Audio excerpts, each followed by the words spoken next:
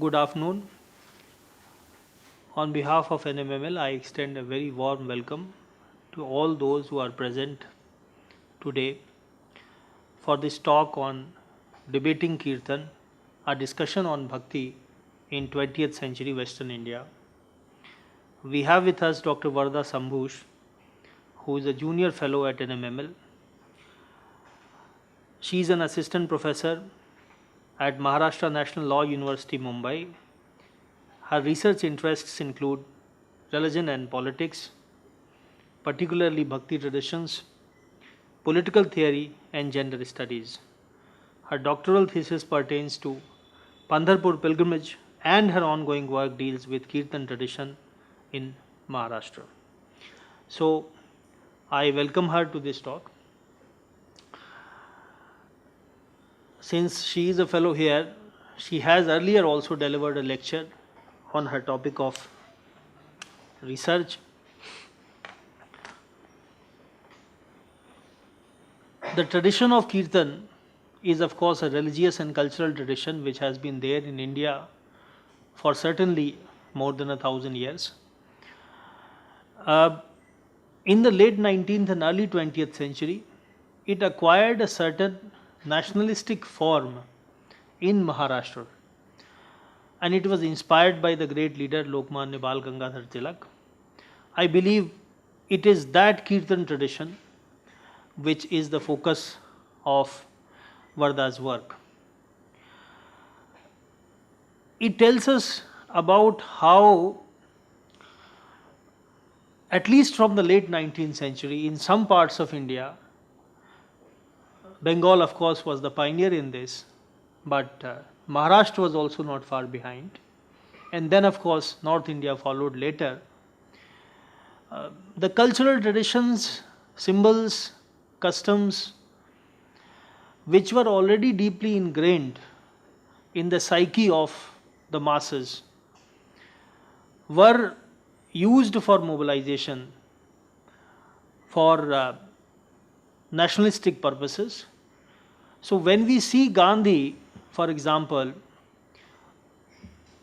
changing the tone and tenor of the freedom struggle from 1920 onward, we have to remember that at least in some parts of India, some of the beginnings of that, what may be described in some way as a cultural form of nationalism, they go back to some 30-40 years before that period.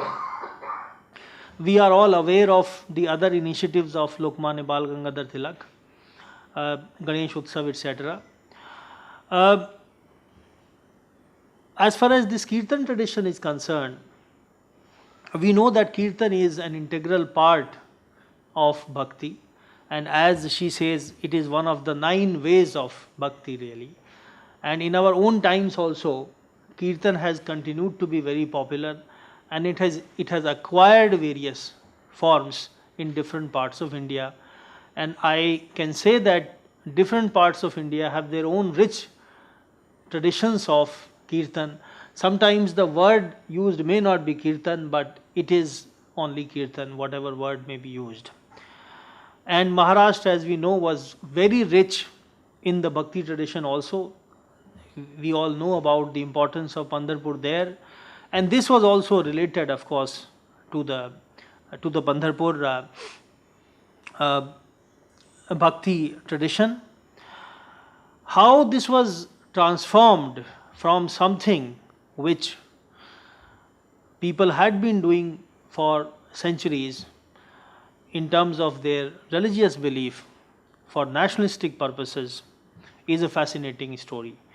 In the last talk, she told us about many things about how different people were involved, who were the important persons who shaped this tradition. There was literature written. She also showed us some important pictures. So I hope, and I can see there is a presentation, that she would show us something more this time about these things. So with these few words, I would now like to invite Varada to proceed with her lecture. Welcome. Thank you, Dr. Mishra. To begin with, I would like to thank NMML for this fellowship. big relief, particularly financial support that this fellowship provides. It gives peace of mind to work on very niche area like Kirtan and particularly the Rashtriya Kirtan tradition.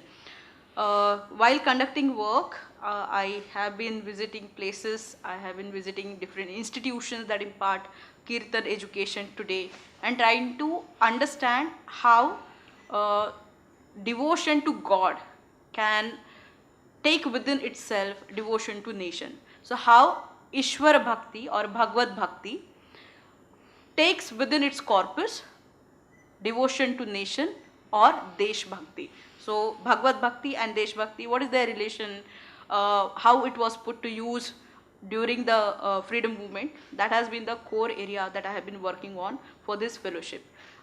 Before I really begin my presentation, just a small disclaimer, I am not in best of my health, so I hope you can pardon me if I go a little slow or fast at places, but I'm sure the question answer session will provide us the opportunity for any clarifications or explanation if you need any.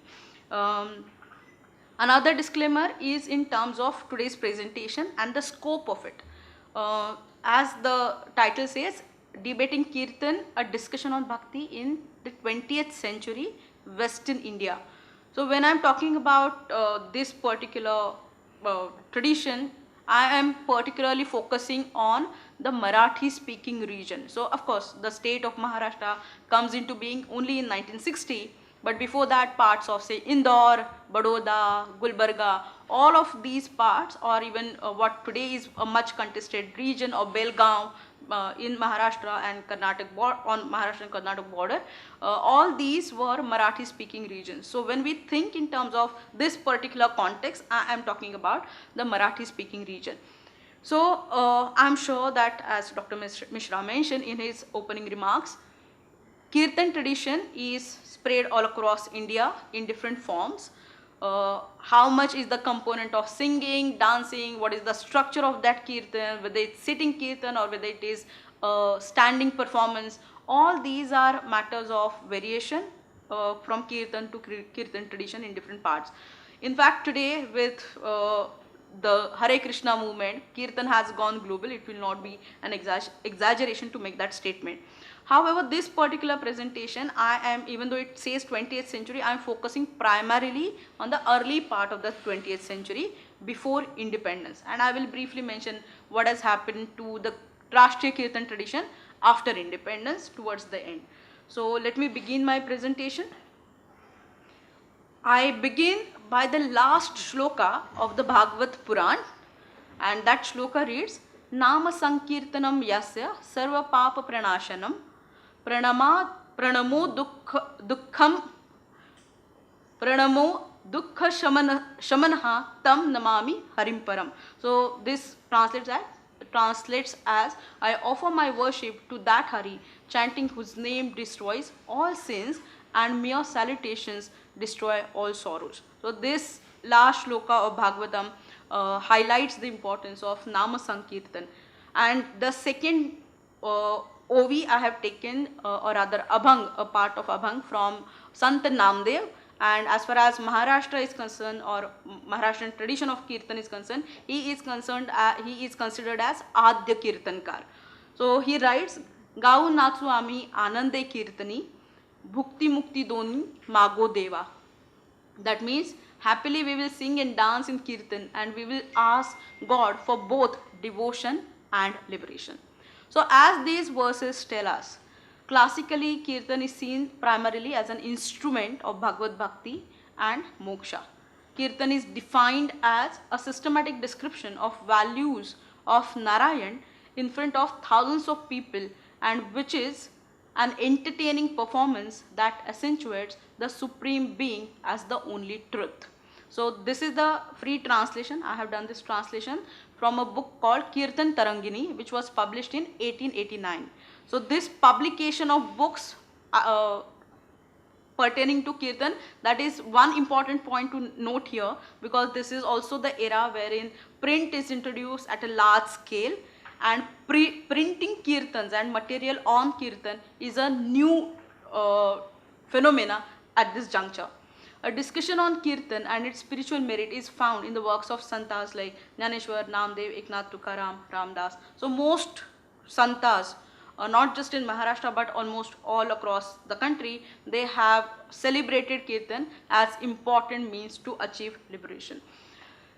So I work primarily on public sphere, civil society, and when we think of Bhakti, we can understand that there are two ways or there are two dimensions of Bhakti. Bhakti as a personal practice or a private solitary practice, say something like Nama Japa, or if we want to include meditation as part of Bhakti, we can include meditation as a solitary practice. So certain practices, or say Archanam, Vandanam, or even performing puja, all these are solitary bhakti practices.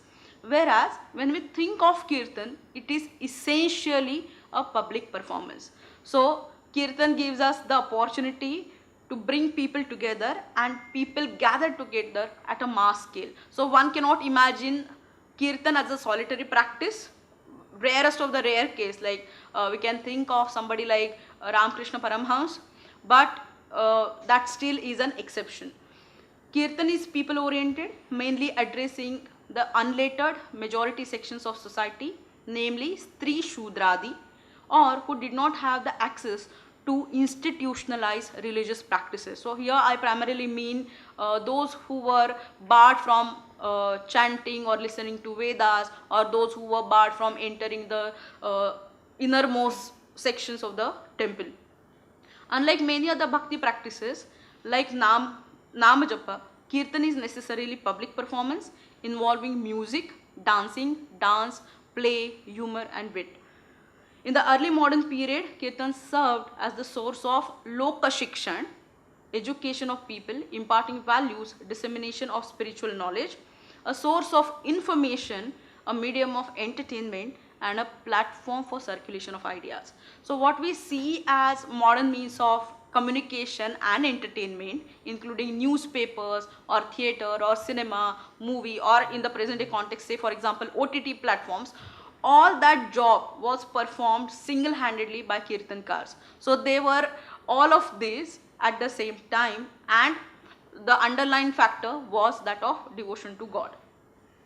So when we think about debates around Kirtan, classically there were three debates. What were these? The style of Kirtan, so how much should be the component of singing at times. So we can see extensive discussions on whether there should be ragadari in Kirtan performance, how much should be the component of music, whether that should be people oriented, can the folk music become part of Kirtan, or should it be based only on classical raga. So there is extensive discussion on these issues. Secondly, the sequencing of performance. Say for example, whether to put Akhyan or the philosophical discourse before the similes and the explanation, or should there be break in between. So this is about the structure of Kirtan. And third part is entertainment. So in fact, in the present day context, there is some Maharaj in Maharashtra, and there is lot of controversy that revolves around this particular Kirtan performer. And the question is, how much should the humor be part of Kirtan? Can Kirtan be merely an entertaining exercise with a little bit of element of bhakti? So that is a major discussion even in the present day Maharashtra, and that continues from long time. The subject matter of Kirtan, so that was the second debate, whether Kirtan should include material aspects for discussion, like say for example today in present day context we can talk about environment or gender justice, social justice, etc. Or should it focus only on the transcendental aspect of bhakti? So that was the second debate. And the third was economic or commercial aspect, whether Kirtan can be performed in an expectation for monetary gains. And again we can see lot of discussion happening on this particular aspect. Can there be monetary gain as the primary objective for a Kirtankar? If that is the case, whether it dilutes Kirtan and therefore the impact on the audience. So depending on the answers to these questions, particularly in the Marathi speaking region, there emerge various pathadis. So different schools of Kirtan are called pathadis. So Two prominent are Naradiya Kirtan and Varkari Kirtan. I have mentioned about this even in my previous talk. Apart from them, Ganapatya Kirtan, Ramdasi Kirtan, Dasganu Kirtan, these are different pathadis of Kirtan that are present in Maharashtra. So when we come to 20th century, as Dr. Mishra also mentioned, the context has changed substantially. In the context of colonial dominance, the introduction of English education, the growing popularity of modern media like newspapers, radio, theatre and cinema, and momentum for independence demands, the institution of Kirtan faced severe challenges. So obviously only those, so in Marathi we say Vati valnarya baika and old people. So Vati valnarya baika are those who would come with their cotton and they would prepare those cotton threads for lighting lamp in the house. So these were old women who would come. So because they wanted to do some time pass while doing this exercise, they would come and sit for Kirtan. Now this was a major challenge with the introduction of newer media, and how to face this challenge is a major discussion. The scope of Kirtan and role of Kirtankar were redefined, which had a direct bearing on the understanding of Bhakti. Particularly in the first half of the 20th century, the questions whether Bhagavad Bhakti, devotion to God, includes Desha Bhakti, devotion to one's country, and whether the Bhakti practice of Kirtan can be put to use to make people aware of political situation. These two questions were discussed extensively. There hardly seems any exclusivist or narrow view of Bhakti which rejected Desh Bhakti from the corpus of Bhakti or Ishwar Bhakti. So I want to highlight this point, even though it might have come to you from my discussion that Desh Bhakti and Ishwar Bhakti, I am juxtaposing them, but when we go through the literature available, then it is evident that there is no per se discussion or there is no per se disagreement on the issue whether Bhakti or Ishwar Bhakti can incorporate within it Desh Bhakti. So the answer is very clear, yes, Desh Bhakti is very much part of Ishwar Bhakti. Similarly, most Kirtankars agreed that they need to comment upon the socio-political situation of their time. So most of them agreed while reviving Kirtan, they need to focus on their contemporary relevant issues so that they attract more and more people, because Kirtan as an institution was seen as a dying institution. So where lies the debate? The debate lies more in terms of degree than the kind. So as I said, no discussion on whether Desh Bhakti can be included, no discussion whether we need to or the Kirtankars need to address the contemporary issues, but what is the degree to which this should be done? There is lot of discussion on this. So in this context, on the backdrop of whatever I spoke just now, there is a nationalist avatar of Kirtan. So Kirtan has been performed in Maharashtra for a long time. As I said, Sant Namdev is considered as the pioneer of Kirtan tradition in Maharashtra, who lived in 13th century. So Kirtan has at least 800 years of tradition as far as Maharashtra is concerned, but the pathadis that I mentioned about, those seem to have emerged much later, about 17th and 18th century. So nationalist avatar of Kirtan, by the end of 19th century and early 20th century, the leaders and practitioners of Kirtan discussed the ways in which the institution of Kirtan could be made more relevant and address their immediate concerns, that is freedom from colonial rule and establishing Swaraj. Any activity that was seen contributing to the cause of nation and fight for independence was considered Rashtriya. So this was very interesting definition. I came across this particular understanding in a book written by Vasudev Bua Kollatkar, a very famous Rashtriya Kirtankar. I had spoken about him in my previous presentation. So he writes that anything which is excellent, which is the best, Uttam and Adarsh, these are two words that he uses, that all is Rashtriya. So in that, I take this understanding from his writing, that whatever contributes to the greatness and to the sustenance of greatness of the nation is considered Rashtriya. And we know that particularly during this time, Rashtriya Shikshan was one of the mottos of Chatusutri or fourfold ways advocated by Lokmanya Tilak. The genre of Kirtan that instilled in people a sense of nationalism alongside devotion to God came to be known as Rashtriya Kirtan. Unlike classical Kirtan, which exclusively focus on devotion to God and singing glories of God and great bhaktas, the akhyans or the discourses in Rashtriya Kirtan focused on singing the glories of revolutionaries and such other historical figures that aid the cause of national consciousness. So what has been the fundamental difference between the classical Naradiya Kirtan and this new form of Rashtriya Kirtan? In the classical way, only devotion to God and singing the praises of God and God's bhaktas, great devotees, that was the prime objective, that was the prime performance. So all literature that was used for Kirtan performance came from Bhakti literature. Whereas in this new form, more recent historical figures like that of Shivaji, like that of Rana Pratap, like that of Lakshmi Bai or Bajirao Peshwa, and revolutionaries, particularly in this particular context, the heroes and the heroines of 1957 are sang, their glories are sang in Kirtan, which was very unconventional.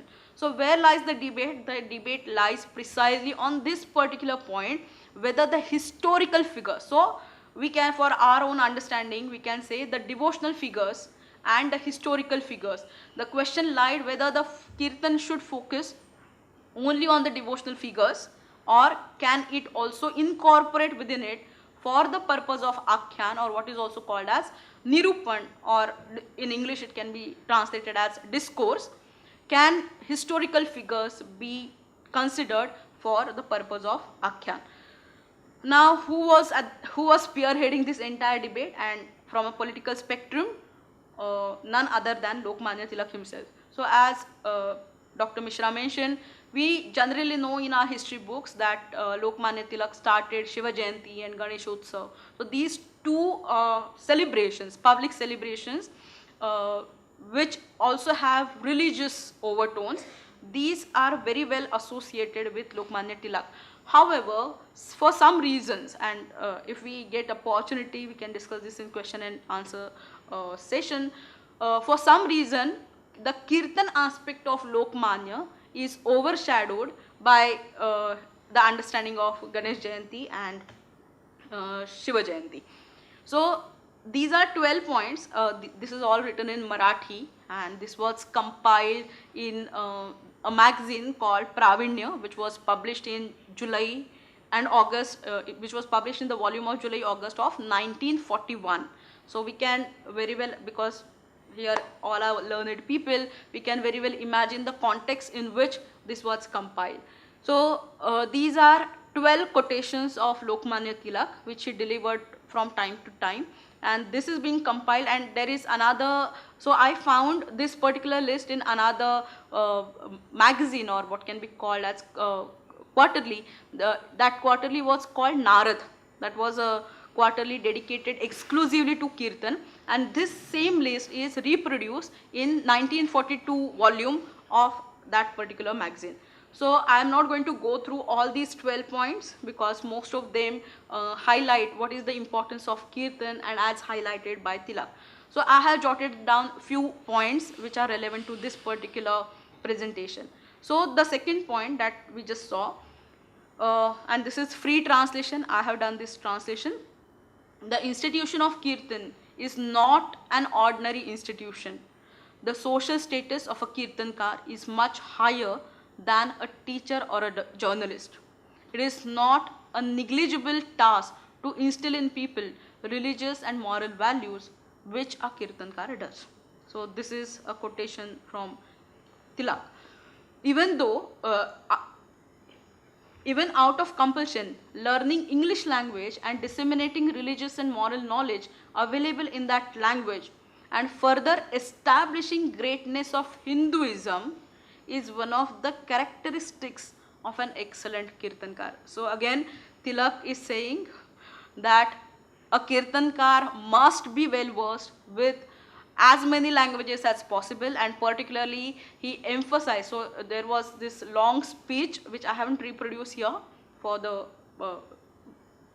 reasons of paucity of time, but the very first address of Akhil Bharatiya Kirtan Sammelan, which was held in Nagpur in 1916, Tilak primarily emphasized on this particular issue, how a Kirtankar needs to be well versed in European languages particularly. And he also says that being educated in European, like, or being well versed in European languages is very important to understand the activities of the missionaries. So as we say, Kirtan then doesn't remain merely the religious spiritual domain, but it definitely takes on the socio-political form of the kind.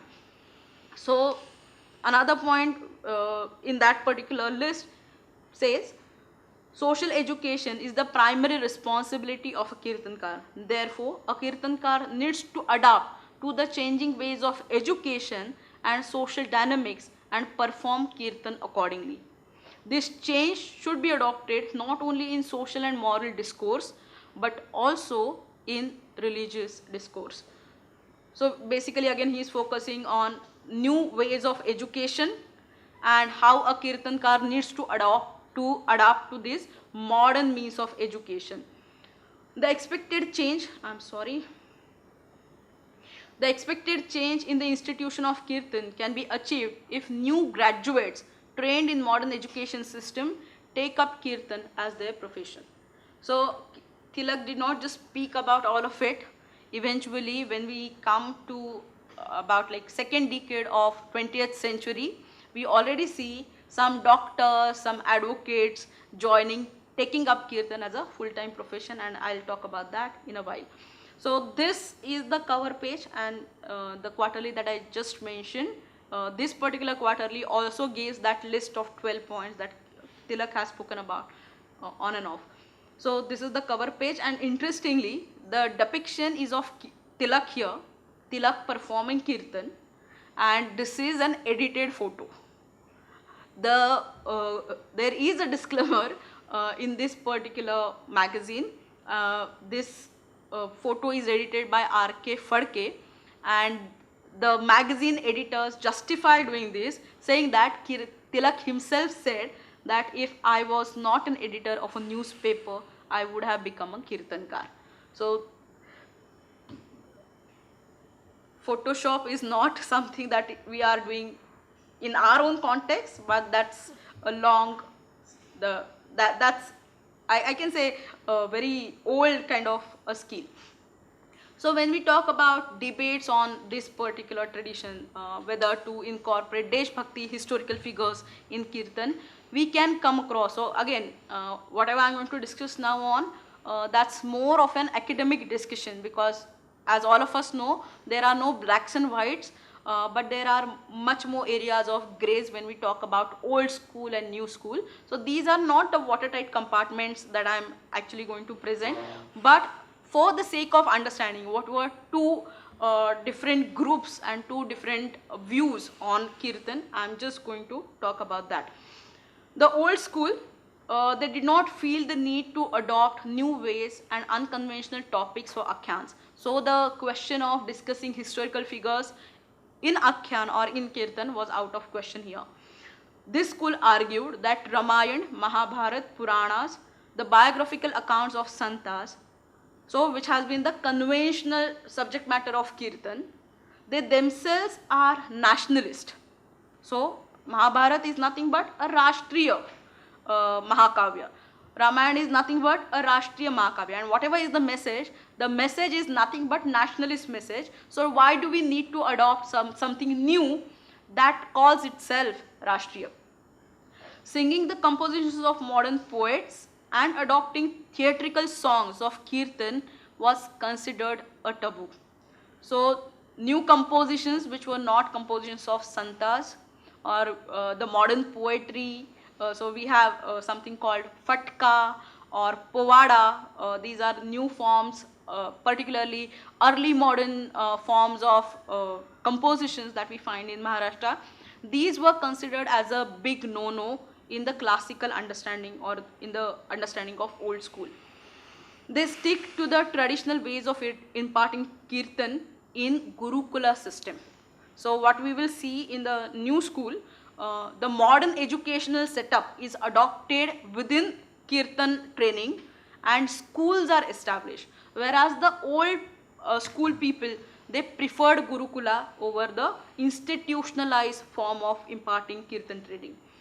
This school took more of an introvert and at times an orthodox view. So they were, as I mentioned earlier, whatever we have or whatever we are doing is nationalistic in itself. So we do not need to do anything new. Whatever we are doing is good enough, and that is anyways aiding the cause of national freedom.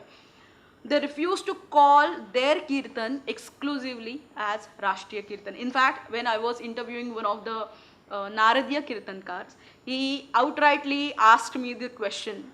So if we are not, if this person was not considered particularly as a Rashtriya Kirtankar, was he anti-national or was he a-national? So the counter question that we actually get to see is, if a Kirtan is not called exclusively as Rashtriya Kirtan, does it become a-national or anti-national to another extreme? So what was the opinion of the new school? And as I said, the categories I am using, old and new, are for the sake of convenience and academic debate. On the other hand, the new school advocated changing ways of Kirtan performance, focusing more on contemporary issues and by singing the glories of historical figures like Shivaji, Rana Pratap, Lakshmibai, revolutionaries. Even though they did not reject the conventional topics of Kirtan, they focused more on the historical narratives. Apart from classical Bhakti literature, they were open to adopting newer compositions of poets and songs from movies and theatre. So very often when I read and think about certain compositions, it becomes so confusing to understand whether this was the composition or this was a part of song of the movie, or whether this was a composition of a Santa. So such kind of compositions were easily adopted by the new school of Kirtankars. New Kirtan Pathshalas were established to train Kirtankars. The syllabus included, with a modern system of exam, the syllabus included secular kind of topics and a modern system of exams. They were trained in the matters of religion as well as secular subjects. They engaged with Western, missionary and modern criticism. So this was the point which comes again from what Tilak was advocating.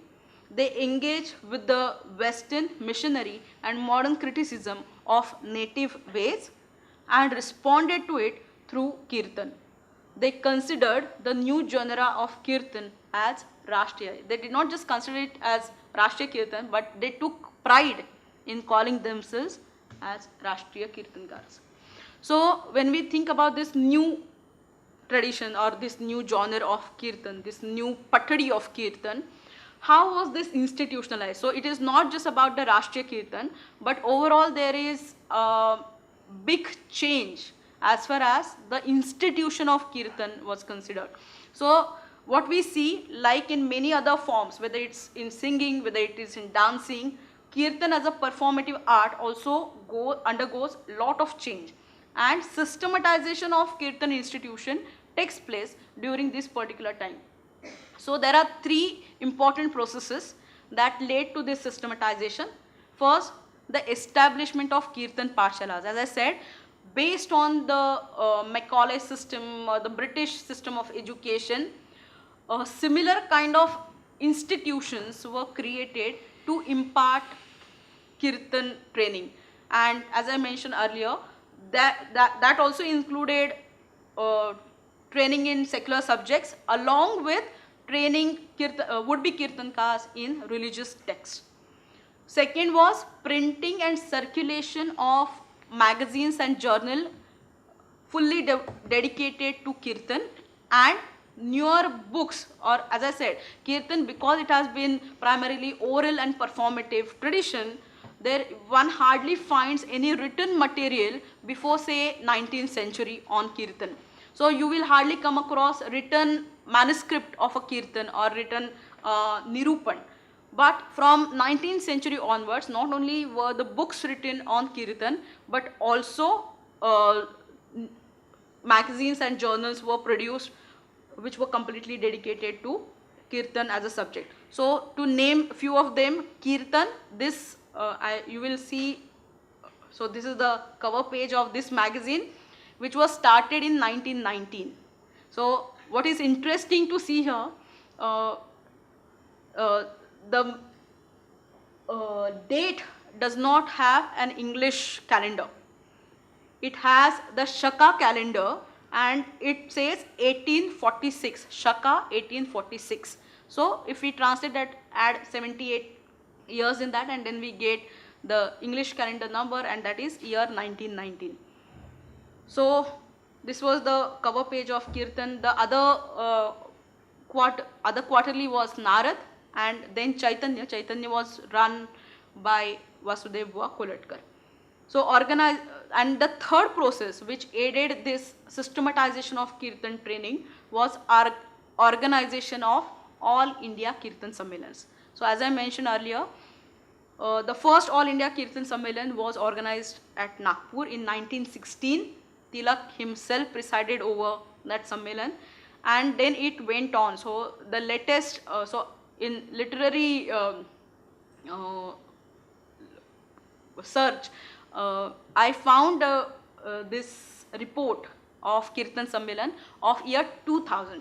So at least these many years, at least for more than 80-85 years, and Kirtan Sammelans are happening even today.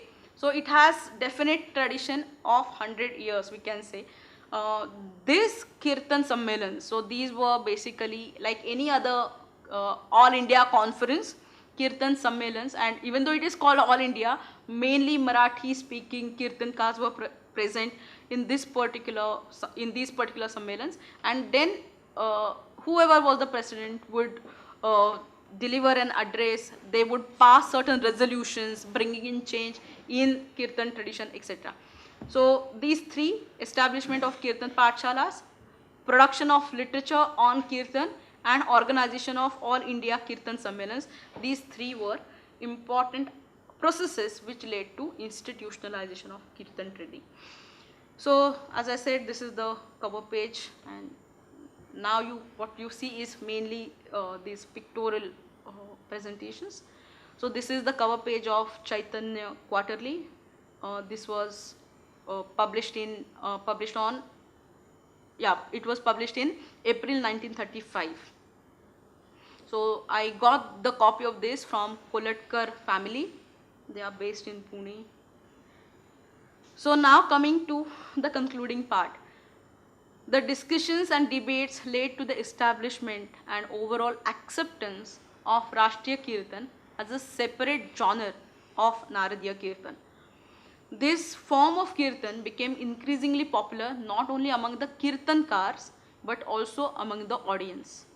A number of highly motivated nationalists and often English educated youth took up Kirtan as full-time profession. Dr. Dattopant Patwardhan, Gautam Bua Pathak, Gadge Maharaj, Tukdoji Maharaj, Vasudev Bua Kolatkar, Govind Swami Afre, G.N. Koparkar, Shantabai Gokhale. They are just a few names to mention. Depending on the ideology of a Kirtankar, he or she advocated a political cause by intertwining religion, nationalism and politics. So some of them, they were closer to socialist party, some of them were closer to the revolutionaries, some advocated the Gandhian cause and the freedom movement led by Gandhi and the Congress. So depending on their own ideology, but all of them were doing this in the name of nationalism. So all Rashtriya Kirtankars, they were very clear that whatever might be the ideology, their Kirtan performance is for the nationalist cause.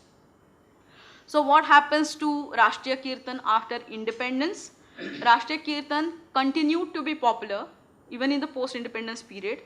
Often it was employed to popularize government schemes and programs. So I came across this reference wherein Dr. Dattopant Patwardhan, who is considered as the first Rashtriya Kirtankar, and Tilak himself had convinced Dattopant Patwardhan. He was a doctor by training.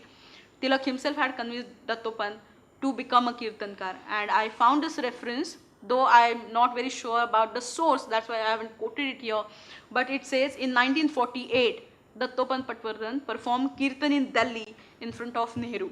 So I am still searching for the more concrete evidence for that, but nonetheless that can be, even if it is just a folk tale, we still can see what was the popularity of Rashtriya Kirtan. Rashtriya Kirtan and Kirtankars in the recent years adopted newer technologies and media to reach out to the younger generations, including electronic media and social media. So what remains constant with Rashtriya Kirtan, or what I considered as new school, this adoption to newer technologies, this adoption to newer means of media, whether it is electronic media, mass media, or in present day context social media. So we have something called Kirtan Vishwa, so that is run by some people, and some very well-known Rashtriya Kirtankars are attached to this particular Kirtan Vishwa. They run online courses around a year. They have their YouTube channel and they publish Kirtans every week on that particular channel. So this is the way in which Rashtriya Kirtan particularly reaches to the younger generations. So this is the list of references, and thank you.